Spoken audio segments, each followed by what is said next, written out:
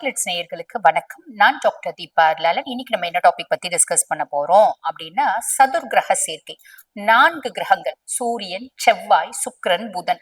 இந்த 4 பேரும் வந்து பாத்தீங்கன்னா மகரத்துல, மகரம் அப்படின்றது காலபுருஷனுக்கு 10ஆம் பாவம், தொழில் ஸ்தானம். இங்க வந்து சேர்றாங்க. சேர்றதுனால நிறைய ராசிகளுக்கு எக்ஸ்ட்ராடினரி சூப்பர் டூப்பர் பெனிஃபிட்ஸ் அப்படின்றது இருக்குது. ஆப்வியஸ்லி பொதுவா கிரகங்கள் வந்து ஒரு கிரகம் ஒரு இடத்துல இருக்கு அப்படின்னாலும் பிளஸும் உண்டு, மைனஸ் பிளஸ் சூப்பரா 99% இருக்கு அப்படின்னாலும் -1% இருக்கதான் செய்யும். அந்த மாதிரி ஒரு சில ராசிகளுக்கு மைனஸ் நிறையவும் இருக்கு. ஆக எந்தெந்த ராசிகளுக்கு சூப்பரா இருக்க போகுது, எந்தெந்த ராசிகள் என்னென்ன விஷயத்துல எச்சரிக்கையா இருக்கணும் இப்படின்ற பல சுவாரஸ்யமான விஷயங்கள் இந்த பதிவுல கொடுத்துருக்கேன். ஆக வீடியோ ஸ்கிப் பண்ணாம பாருங்க. பொதுவா ஒவ்வொரு கிரகமும் சூரியன் வந்து பாத்தீங்கன்னா ஜனவரி 14 மகரத்துக்கு வரான், பிப்ரவரி 13 வரைக்கும் மகரத்துல இருக்கான். செவ்வாய் ஜனவரி 16 மகரத்துக்கு வரா, பிப்ரவரி வந்து பாத்தீங்கன்னா ஏறக்குறைய 23 வரைக்கும் மகரத்துல இருக்கான். சுக்கிரன் ஜனவரி 13 மகரத்துக்கு வந்து பிப்ரவரி 6 வரைக்கும் இருக்கான். புதன் ஜனவரி 17 வந்து பிப்ரவரி 3 வரைக்கும் இருக்கான். ஆக ஒவ்வொருத்தவங்களும் ஒவ்வொரு நாள் வராங்க, ஒவ்வொரு நாள் போறாங்க. இந்த 4 பேரும் சேர்ந்து இருக்கிறது அப்படின்றது ஜனவரி 17 இருந்து பிப்ரவரி 3 வரைக்கும் 18 நாட்கள். 18 நாட்கள் உங்க ராசிக்கு என்ன நடக்க போகுது, நேரம் வீண் பண்ணாம சட்டுன்னு பாத்துக்கலாம் வாங்க. சிம்ம ராசி அன்பர்கள், உங்களுக்கு இந்த சதுர் கிரக சேர்க்கை, 4 கிரக சேர்க்கை மகரத்தில். மகரம் உங்களுக்கு என்ன பாவம்? 6ஆம் பாவம், ருணரோக சத்துருஸ்தானம். ருணரோக சத்துருஸ்தானத்துல 4 கிரகங்கள் என்னென்ன மாதிரி பலன்களை கொடுக்க போறாங்க அப்படின்னா, முதல்ல சூரியன். சூரியனை பத்தி சொல்லணும் அப்படின்னா, உங்களோட ராசியாதிபனே 6ல போய் உட்கார்ந்துட்டு இருக்கான். ராசியாதிபனே 6ல போய் உட்காந்துட்டானேமா நல்லதா, ஸ்தான பலம் இல்லையேமா பெருசா யோசிக்கணும் அப்படின்ற அவசியம் இல்ல. பெரிய லெவல்ல கடன் வாங்காதீங்க, கடன் கொடுக்கவும் கொடுக்காதீங்க, யாரையும் பகச்சிக்காதீங்க, யாரு கூடயும் ஆர்குமெண்ட் பண்ணாதீங்க. ஆர்குமெண்ட் பண்ணா என்ன ஆகும் அப்படின்னா, நம்மளுக்கு எதிரிகள் அப்படின்றது முளைப்பாங்க. ரொம்ப சிம்பிள், இதுல மட்டும் கவனமா வச்சுக்கோங்க. அதுக்கப்புறம் சுக்கிரன் 2வது கிரகம். சுக்கிரனை பத்தி சொல்லணும் அப்படின்னா, சுக்கிரன் உங்களுக்கு 3 மற்றும் 10க்கு அதிபன். அதாவது இளைய சகோதர தைரியஸ்தானத்துக்கும் அவன் தான் அதிபன், 10ஆம் பாவம் தொழில் ஸ்தானத்துக்கும் அவன் தான் அதிபன். என்னோட தைரியமும் தன்னம்பிக்கையும் வேற லெவல்ல இருக்கு.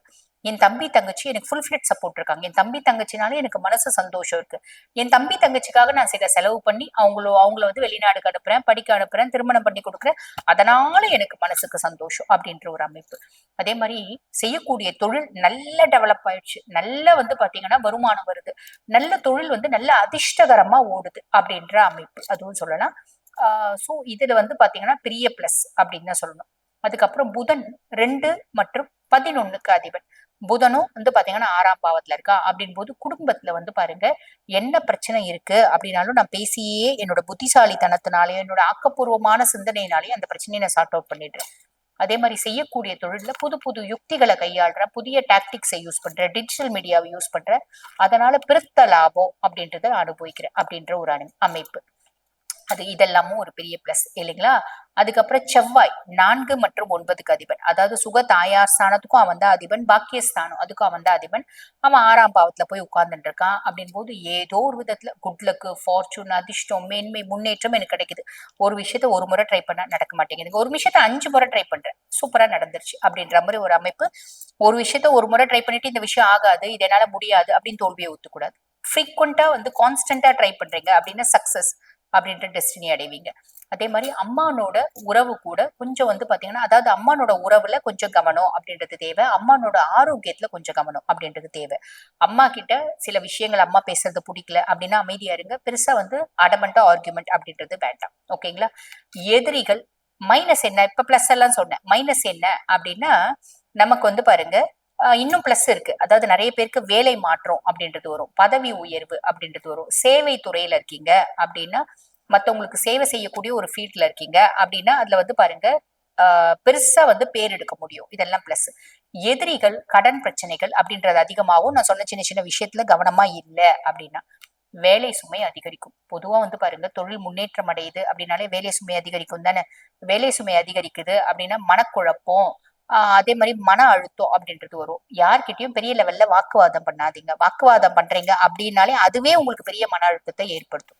புரியுதுங்களா.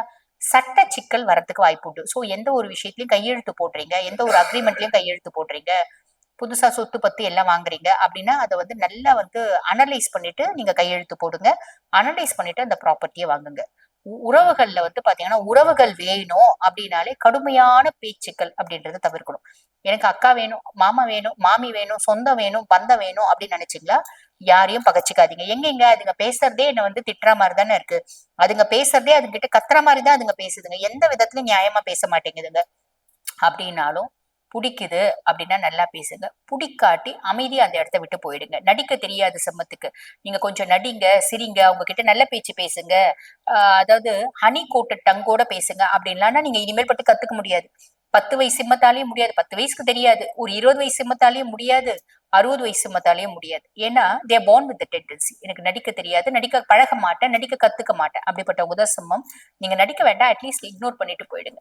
இக்னோர் பண்ணிட்டு சின்ன சின்ன விஷயங்கள்ல நீங்க வந்து உஷாரா இருக்கீங்க அப்படின்னா இந்த சதுர்கிரக சேர்க்கை நிறைய நல்ல விஷயங்கள் உங்களுக்கு காத்திருக்கு. வாழ்த்துக்கள். இப்ப நான் உங்க ராசிக்கு சொன்னது வந்து பாருங்க இந்த சதுர்கிரக சேர்க்கையின் பொதுவான பலன்கள். இப்ப இந்த பதிவை பார்த்துட்டு இருக்கோங்க அம்மா, இந்த சதுர்கிரக சேர்க்கை நான் எப்படி பக்காவா யூட்டிலைஸ் பண்ணிக்க முடியும்? இப்போ ஒரு தொழில் ஆரம்பிக்கணும்னு நினைக்கிறேன், இந்த காலகட்டம் இந்த தொழில் ஆரம்பிக்கலாமா? இப்ப நான் ஒரு பையனை லவ் பண்ணிட்டு இருக்கேன், இந்த காலகட்டம் அந்த பையன் வீட்டுல போய் நம்ம பேசலாமா, கல்யாணத்தை பத்தி பேசலாமா?